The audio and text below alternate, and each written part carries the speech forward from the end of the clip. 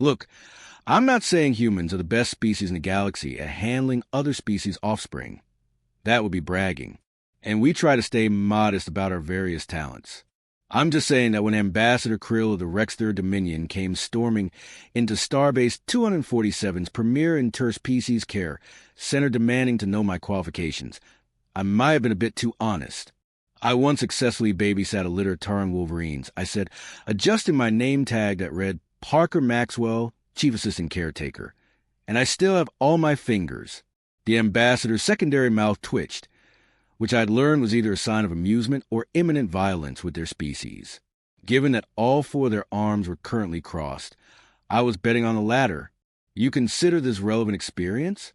Their universal translator couldn't quite capture the mix of incredulity and disdain in their voice, but their spinal ridges were doing that peculiar ripple thing that basically screamed, "You absolute."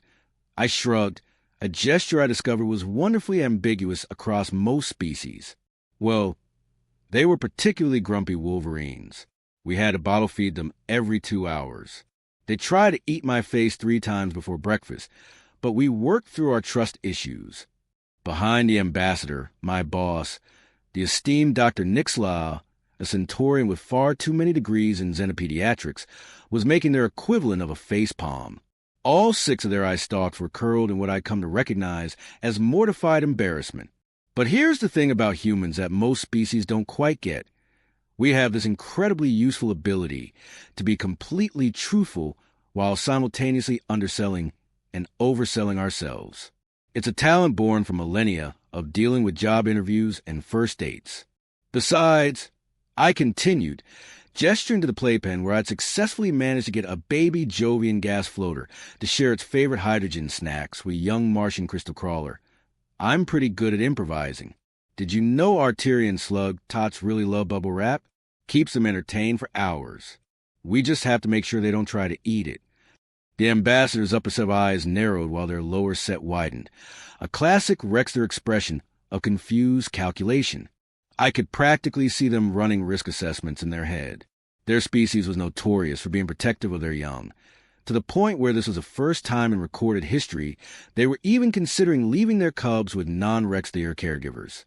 And what they finally asked, mandibles clicking in what I assumed was suppressed anxiety, was, "What makes you think you could handle Rexter cubs? We are apex predators. Our young can bite through titanium alloy before they learn to walk." I grinned, reaching into my pocket and pulling out my special emergency snack, a protein bar that could survive a nuclear blast and probably predated the formation of several small stars.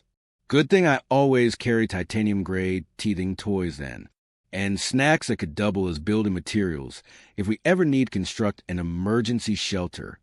That got me another mandible click, but this time was accompanied by that weird chirping sound that meant either they were amused or planning my imminent demise. In my experience, there was usually about a 50-50 chance either way. Dr. Nixlaw had finally recovered enough to glide forward, proud to try and salvage the situation with actual professional credentials and statistical safety records. But before they could speak, one of the ambassador's cubs, who had been suspiciously quiet until now, launched itself from its hiding spot behind their parents' ceremonial robes directly at my face. Now, most species would flinch. It's a natural reaction when 8 pounds of razor-sharp claws and teeth are hurling toward your relatively soft and puncturable head. But anyone who spent time around Turan cats knows exactly what to do in this situation. I caught the cub mid-leap, redirected its momentum into a gentle spin, and ended up with an armful of purring Rexter youngling who was now trying to groom my hair with its secondary tongue. "Oh, yeah," I said casually, scratching under the cub's chin with my free hand. I also used to volunteer at a big cat sanctuary. You should see my lion-whispering credentials. And that, my friends, is how I ended up responsible for the first Rexter cubs ever entrusted to non-Rexter care. Though in retrospect, maybe I should have mentioned the wolverines had actually been stuffed animals, and my cat sanctuary experience was mainly cleaning litter boxes. But hey, how much trouble could few apex predator cubs really be? Narrator's note, the answer, as it turns out, was quite a lot of trouble indeed. Remember how I said Rexter cubs can bite through titanium alloy before they learn to walk? Well, it turns out that's not just proud parent bragging. It's actually a massive understatement. By the end of my first hour with the triplets, I'd gone through 14 indestructible toys, 3 reinforced playmats, and 1 very unfortunate maintenance droid that made a mistake of beeping too aggressively in their general direction. "Okay, kids," I said, watching the climbing frame get systematically dismantled. "Let's try something different." Vex and RX, the other 2 cubs, paused their game of who can headbutt the hardest to stare at me with all 4 of their eyes. I quickly learned that this level of focused attention from Rex their cubs usually preceded either a brilliant moment of interspecies bonding or complete chaos. The odds were about 10 to 90 in favor of chaos. I reached into my emergency kit, which by now resembled a doomsday prepper's panic room, and pulled out my secret weapon, a roll of bubble wrap. The cubs' head frills perked up immediately. "Now, I know what you're thinking," I said, slowly unrolling the precious cargo. "This looks suspiciously like that boring force field material your parent wrapped around your transport pod. But watch this." I popped 1 bubble. The reaction was instantaneous. All 3 cubs froze, their sensory whiskers vibrating at what I'm pretty sure was the exact frequency of pure joy. Their secondary mouths dropped open in perfect synchronized amazement. "Yeah," I grinned, popping another bubble. "That's right. Each one makes its own unique sound. It's like a puzzle and a snack wrapper combined." Of course, that's when Ambassador Krill decided to make their surprise inspection visit. They burst through the door in full diplomatic regalia, probably expecting to catch me failing miserably at handling their precious offspring. Instead, they found their cubs sitting in a circle, taking turns carefully popping bubbles with their claws while I taught them how to make different pitch sounds by varying the pressure. We'd even worked out the first few notes of Twinkle, Twinkle, Little Star, though our version sounded more like a garbage compactor having an existential crisis. The ambassador's mandibles did that weird, twitchy thing again. "What exactly are you doing with my cubs?" "Teaching them the basics of acoustic physics through interactive play," I replied smoothly. "Thank you. 3 years of working in retail. I can now BS with the best of them. It helps develop fine motor control and promotes cooperative learning behaviors." I carefully didn't mention that I discovered this technique by accident when I was unpacking some new equipment, and the cubs went absolutely bonkers over sound. Sometimes the best teaching moments come from happy accidents and mild property damage. "And this is safe?" They eyed the bubble wrap suspiciously, probably trying to calculate its tensile strength and toxicity levels. "Completely harmless," I assured them. Though I should warn you, they might try to recreate the popping sounds at home by crushing your furniture. But hey, at least they're not eating it anymore. Right. Just as I said that, Little Vex decided to demonstrate their new skill by performing a perfect rendition of what I'm pretty sure was the Rexter national anthem in bubble wrap pops. The ambassador's secondary mouth dropped open in what I hoped was impressed surprise rather than horrified rage. "That's actually the traditional hatchling's first hunt melody," they said weakly. "How did they?" "Oh, you know how it is. Kids pick up everything. Yesterday they learned about gravity by watching me chase down a floating Jovian infant who got too excited about their lunch. Did you know that if you combine anti-grav diapers with puff quantum carrots, you can break at least 3 laws of physics?" The ambassador made a sound that might have been a laugh. If laughs could sound like someone strangling a saxophone. "You are not what I expected, Caretaker Maxwell." "Thanks, I think." I was about to elaborate when the station's lights flickered ominously. The cubs naturally took this as a signal to begin their favorite game. Let's all pounce on Parker at once. As I went down under a pile of happily chirping apex predator babies, I caught sight of Dr. Nixlaw in the doorway. There I stalked, for all pointing in different directions. Never a good sign. "Parker," they said in that too calm voice that meant something had gone terribly wrong. "We may have a slight situation developing." And that's when the real fun began. Remember, kids, always keep extra bubble wrap in your emergency kit. You never know when you'll need to entertain a group of alien cubs during what's about to become the most interesting shift of your career. You know that moment when everything goes wrong at once and you realize all your jokes about being prepared for anything are about to be put to the test? Yeah, this was that moment. The station's lights didn't just flicker this time. They died completely, leaving us in the eerie red glow of emergency lighting. The gentle hum of environmental systems, the background noise you never notice until it's gone, faded into silence. And because the universe has a sense of humor, this happened right as Ambassador Krill was leaving for the biggest diplomatic summit of the cycle.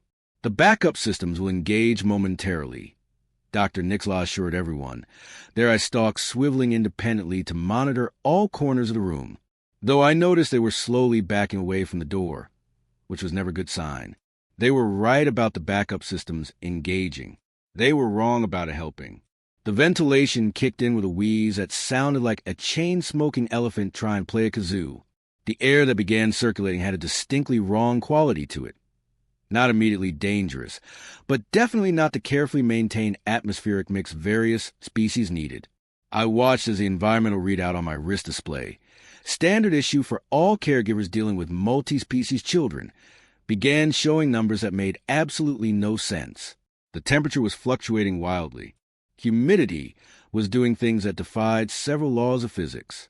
And the atmospheric composition was starting to resemble a bad day on Venus. This is suboptimal, I said, using what Dr. Nixlaw called my suspiciously calm human voice. The Rextheer cubs, who had been contentedly shredding their 15th set of unbreakable toys, suddenly went still. Their sensory whiskers began vibrating in that way that meant they were picking up something the rest of us couldn't yet detect. Given that Rextheer evolved as apex predators on a death world that made Australia look like a petting zoo, this was concerning. The summit chamber, Ambassador Krill's voice crackled through the emergency comm system. Appears to be sealed, with all of us inside. By all of us, they meant every adult Rextheer on the station, along with about 24 other species diplomatic representatives, which explained why the cubs' whiskers were doing their best impression of seismographs during an earthquake. They could sense their parents' growing anxiety.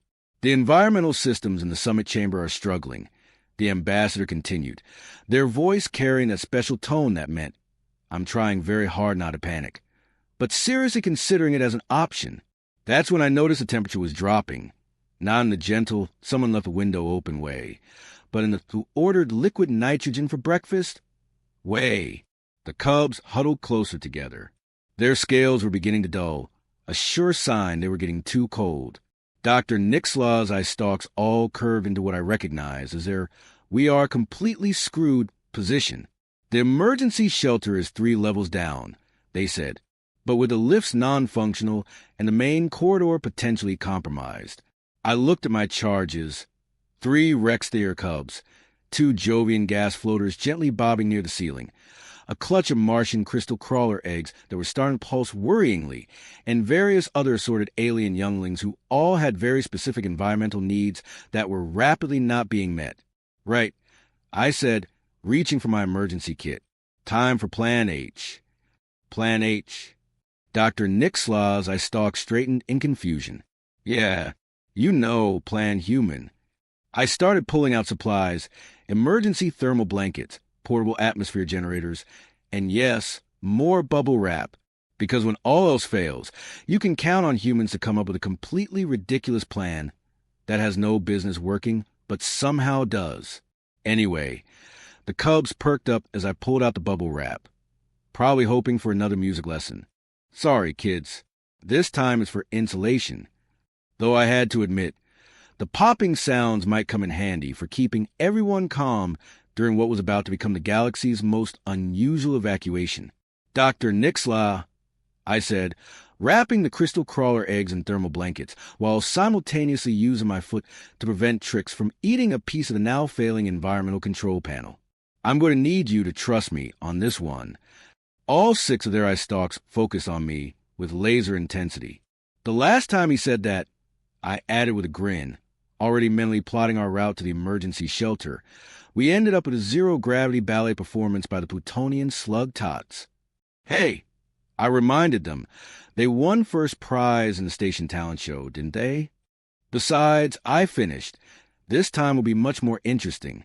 We were about to attempt something that would either go down in history as a brilliant display of human ingenuity, or remembered forever as the galaxy's most memorable daycare disaster. The lights flickered again, this time more ominously than before, and the temperature dropped another few degrees. The cubs huddled closer to me, their scales now a concerning shade of gray.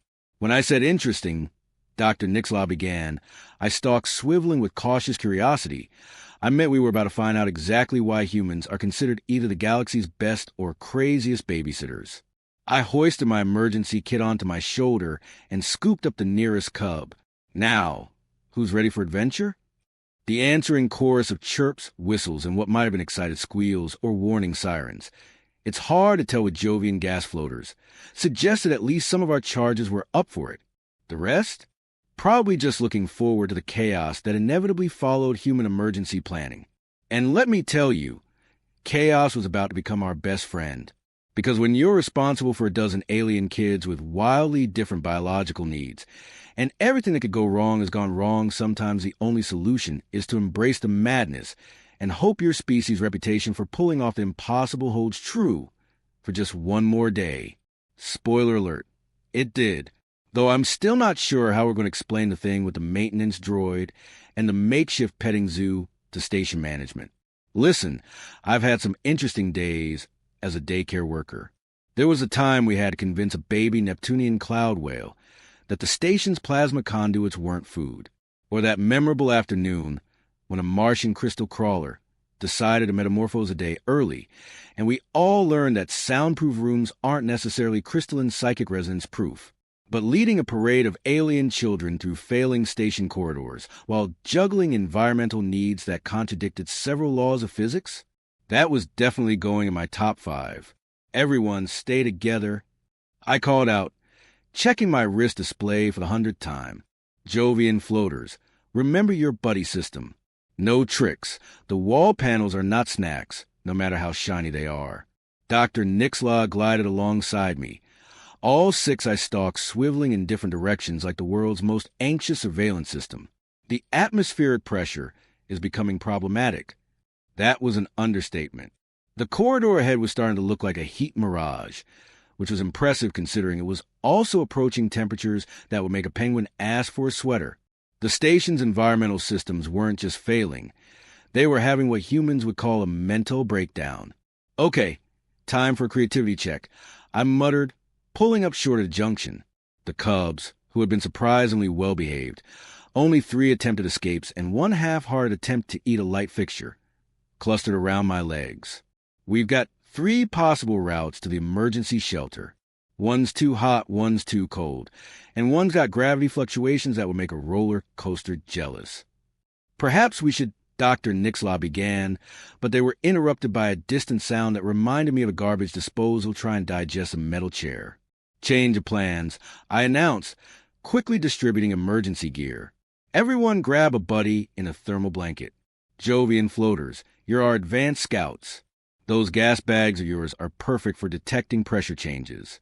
Crystal crawler eggs go in the insulated carrier, and somebody please make sure Vex stops trying to adopt that maintenance droid. The droid in question beeped pathetically as Vex attempted to groom it with their secondary tongue. At least the cub's parental instincts were kicking in at a convenient time. But the designated evacuation route, Dr. Nixlaw protested, is probably about as useful as a chocolate teapot right now. I finished, already herding our charges toward what maintenance logs labeled as Storage Shaft 7B, but what I discovered was actually a pretty decent shortcut during my late-night snack runs. Sometimes you have to think outside the box, or in this case, inside the maintenance shafts. That's when I unveiled my secret weapon, the anti-grav card I'd modified for just such an occasion. Well, technically, I'd modified it for moving heavy supplies, but I'd always suspected it might come in handy for an impromptu evacuation. All aboard the HMS Please Don't Let This Plan Fail. I announced with more cheer than the situation probably warranted. Crystal crawler eggs in the padded compartment, smaller species in the main carriage, and Rex their cubs, well, you 3 just keep doing whatever it is you're doing. As it turned out, that involved forming a surprisingly effective honor guard around the cart. Their predator instincts apparently extended to protecting smaller species in times of crisis. Who knew apex predator cubs could be so helpful when they weren't trying to eat the furniture? This is highly irregular, Dr. Nixlaw observed as I began securing everyone in place with a combination of safety harnesses and what might have been slightly too much bubble wrap. Irregular is what humans do best. I replied, checking the cart's power supply. Besides, irregular beats frozen, cooked, or subjected to gravity that can't make up its mind. The next 20 minutes were a blur of problem solving that would have made MacGyver proud. We used emergency thermal blankets as makeshift slides over the really bad patches. The Jovian floaters turned out to be excellent at neutralizing gravity fluctuations when properly motivated. Turns out they really liked those quantum carrots I kept in my emergency kit. And the Rexter Cubs? They apparently had a previously undocumented talent for detecting structural weaknesses before they became structural failures. Left here. I called out as RX's whiskers started vibrating like crazy. 3 seconds later, the corridor we would have taken collapsed with a sound that suggested the station's architects might want to review their warranty policies. We had to stop twice. Once for an emergency diaper change that violated at least 3 laws of thermodynamics, and once because the Martian crystal crawler eggs decided this was the perfect time to start their pre-hatching harmonics. Do you know how hard it is to maintain a stable resonance field with makeshift equipment, while also preventing 3 overly excited Rex the Air Cubs from investigating what they probably thought was the world's most interesting sound toy? But the real challenge came when we reached the final stretch. The emergency shelter was just ahead, through a section of corridor that was alternating between sauna and deep freeze every 30 seconds. Well, I said, looking at my charges, who were all displaying various species-appropriate signs of either excitement or terror. With some species, it's really hard to tell the difference. Who's ready to learn about human timing? Dr. Nick Slaw's eye stalks all curved in that way that meant they were calculating the odds of survival and not liking the results. Please tell me you're not planning what I think you're planning. I grinned, pulling out my last emergency thermal blanket and what was definitely not supposed to be a repurposed plasma conduit regulator. Allow me to introduce you to a time-honored human tradition, the running grid ball play. As I started explaining my plan, I could have sworn I heard the station itself groan in anticipation, or maybe that was just another environmental system giving up the ghost. Either way, we were about to give the station security cameras footage that would probably end up in both the How Not to Handle Emergencies training videos and the Why Humans Are Terrifying orientation package for new diplomatic staff. And the best part? This wasn't even the craziest part of our day. That was still coming up. But hey, at least the Cubs were having fun. Though I'm pretty sure teaching them to use their natural electromagnetic field generation abilities to help power makeshift environmental shields wasn't in my job description. Then again, neither was turning an emergency evacuation into an impromptu physics lesson. Here's the thing about emergency shelters. They're great in theory, but they tend to forget that emergency doesn't always mean exactly the kind of emergency we plan for. When we finally reached the shelter's entrance, I discovered 2 very important facts. First, the environmental controls were stuck in what the display helpfully described as default mode, which I'm pretty sure is computer speak for good luck dealing with this mess. Second, the backup power system was being about as cooperative as a cat at bath time. Well, I said, staring at the control panel that was blinking in what I chose to interpret as a mocking manner, this is less than ideal. Dr. Nick Slaw's eye stalks were doing their best impression of an anxiety-driven interpretive dance. The shelter's atmospheric processors cannot maintain separate environments for multiple species in this condition. The Cubs, who had been remarkably well behaved during our adventure through the station's maintenance shafts, chose this moment to demonstrate why their species was considered the galaxy's apex predators. Trix started methodically testing the shelter's wall panels for structural weaknesses, while Vex and Rix coordinated what appeared to be a tactical assessment of the ventilation system. That's when I had what Dr. Nick Slaw would later call one of those terrifying human moments of inspiration. "Hey, kids," I said, reaching into my now considerably lighter emergency kit. "Who wants to help build a fort?" The universal translator hiccuped. Try to convey the concept of fort to multiple species at once, but some ideas transcend language. The Cubs' whiskers perked up immediately, and even the Jovian gas floaters bobbed with interest.